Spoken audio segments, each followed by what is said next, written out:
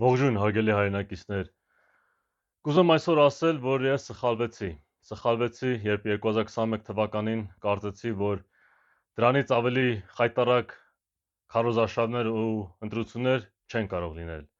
Բայց հիմա 2026 թվականն է ու նորից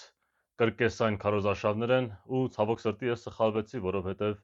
մենք խփեցինք ու անցանք 2021 թվականի կրկեսային քարոզարշավներին։ Դա կարծում եմ օբյեկտիվ գնահատական է ու վստահ եմ գիտակից հայերը տեսնելով թե իրականում ինչ է կատարվում համաձայն կլինեն իմ ասածի հետ։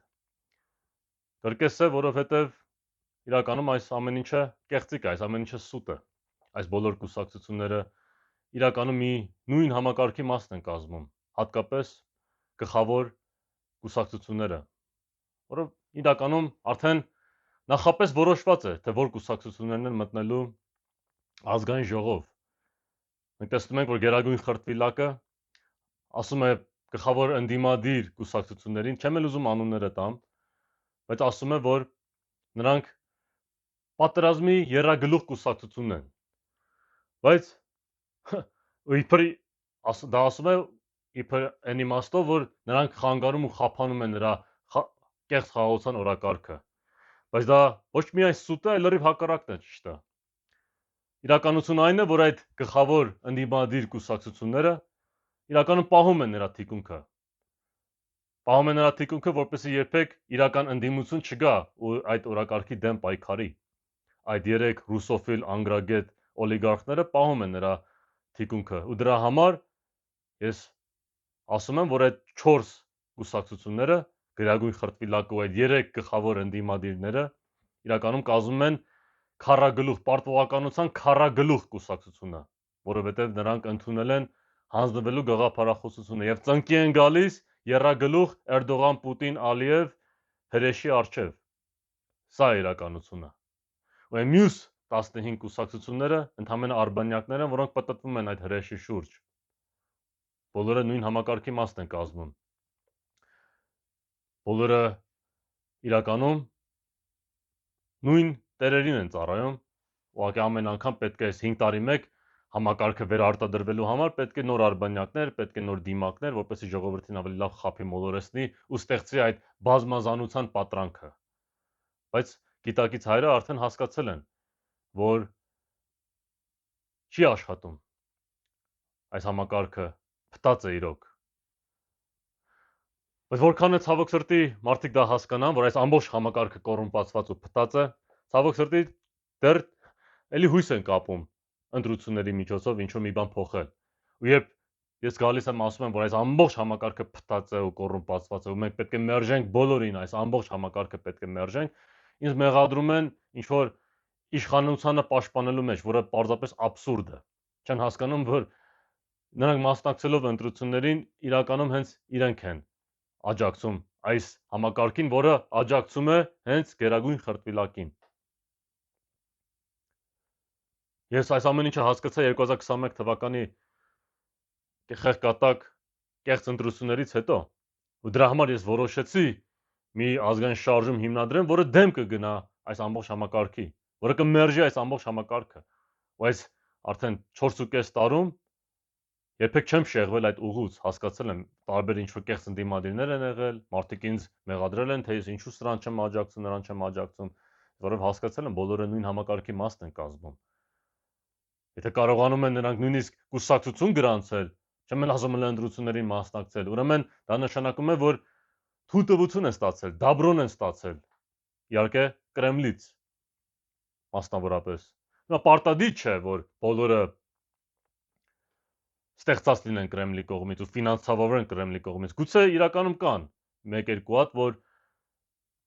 ամերիկական ինչ-որ սիոնիստական ուժերից են ֆինանսավորվում կամ եվրոպական, անգլիական, չգիտեմ, բելգիական եւ այլն, չգիտեմ։ Գուցե լինեն, բայց նրանք էլ թույլտվություն կստանան, որպեսզի այն պատրանքը ստեղծվի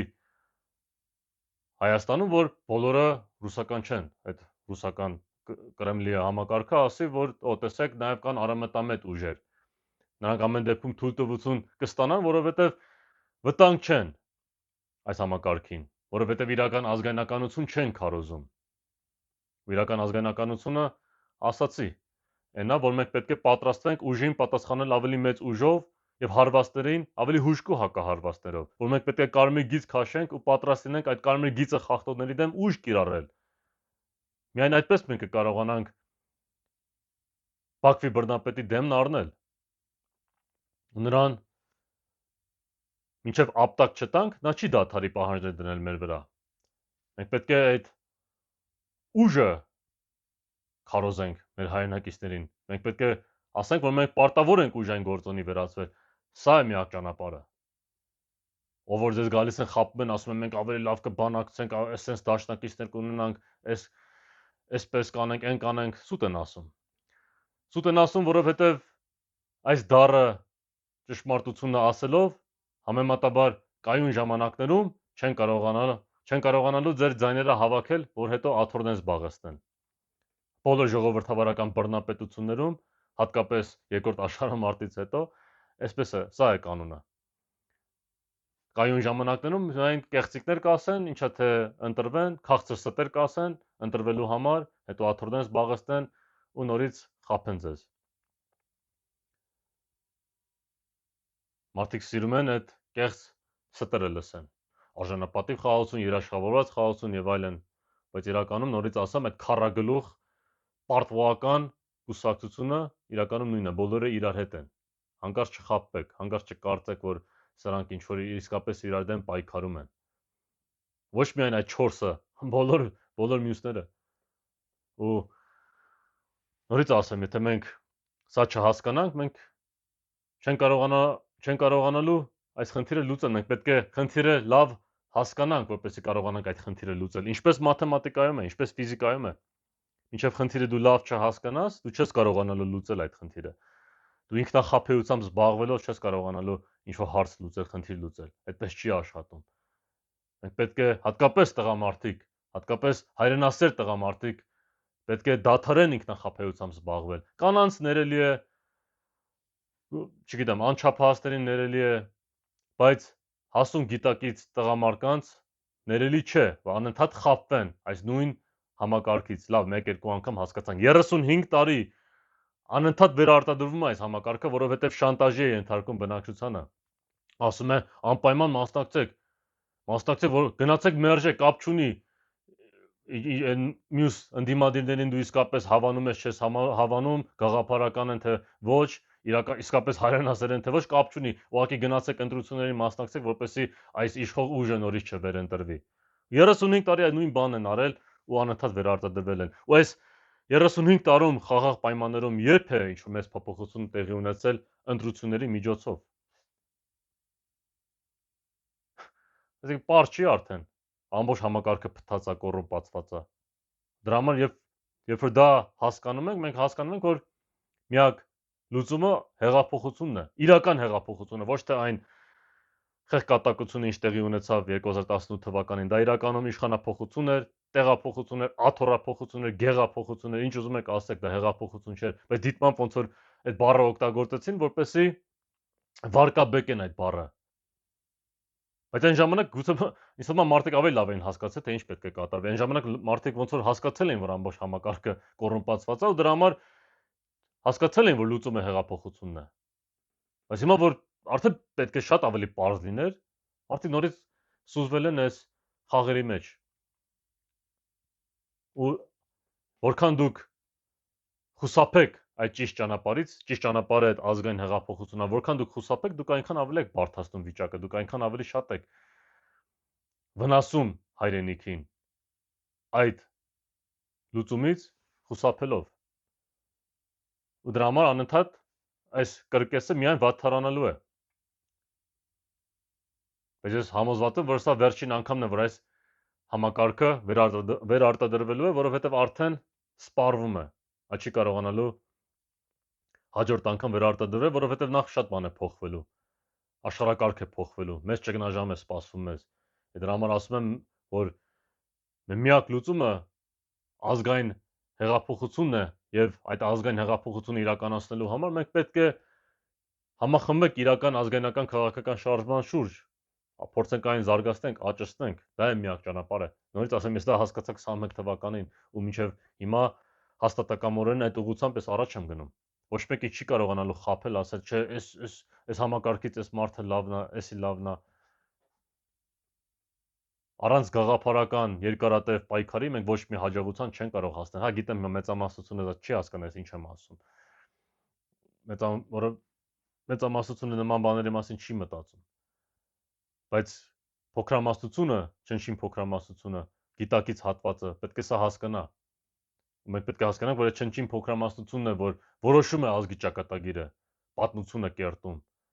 Մեծամասնությունը միանում է միայն ճգնաժամի ժամանակ, բայց այս կայուն ժամանակներում պետք է այդ գիտակից հատվածը համախմբի, այդ 2%-ը։ Թեկուզ 1%-ը, թեկուզ կես տոկոսը։ Դա էլ մեծ թիվ է 3 միլիոնի։ Մենք պետք է դա անենք, մենք պետք է ազգային հեղափոխություն անենք,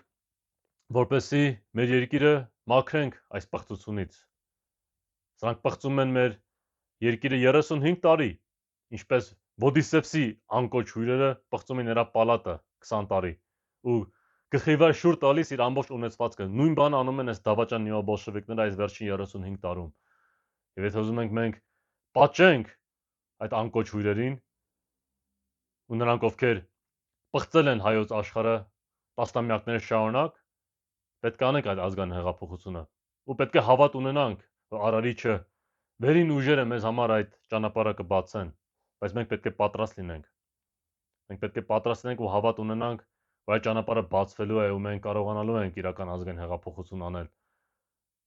ու վերջ դնել այս բոլոր կուսակցություններին։ Ես պաշտոնապես ասում եմ, որ այս բոլոր կուսակցությունները դավաճանական են եւ բոլոր այդ քաղաքական գործիչները իրական գիտակցաբար կամ անգիտակցաբար դավաճանում են հայրենիքին, որովհետեւ այդ համակարգի մասն են կազմում։ Սա ես ասում եմ ու տեր եմ իմ ասածին։ Այնպես որ ստապվելու ժամանակն է։ Խնդրում եմ մի զբաղվեք ինքնախապեյությամբ, մերժեք այս ամբողջ համակարգը, աջակցեք, միացեք մի ազգայնական քաղաքական շարժմանը, որ այս համակարգից ամբողջությամբ դուրս է։ Չեք սիրում հոսանքին, չեք սիրում իմ ոճը, չեք կարծում եք ես շատ ծայրահեղական եմ, խնդիր չկա։ Դուք ինքներդ ստեղծեք այդ համակարգից դուրս։ Կամ եթե մի ուրիշ շարժում գիտեք, գնացեք միացեք, բայց այն շարժմանը, որը համակարգից դուրս է, ճշմարտությունն է քարոզում ու համակարգի դեմ է նաև։ Սա է միակ լուծումը։ Այսօր այսքանը։ Դուք դիտում եք հոսանքի ազգային ձայնը եւ ամեն դեպքում կեցցե Հայաստանը։